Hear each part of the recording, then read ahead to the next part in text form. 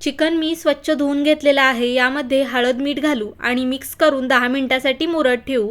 कढईमध्ये किसलेलं सुकं खोबरं चांगलं परतून घेतलेलं आहे सोनेरी रंगावरती।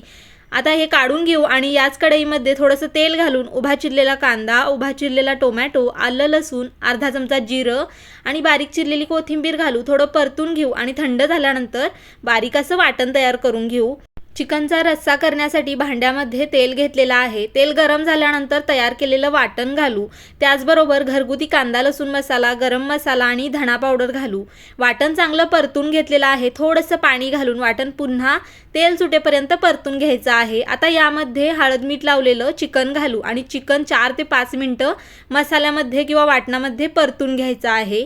परतून झाल्यानंतर जेवढा रस्सा पाहिजे आहे तेवढं गरम पाणी घालू। चवीनुसार थोडं मीठ घालू आणि मऊसर असं चिकन चांगलं शिजवून घेऊ।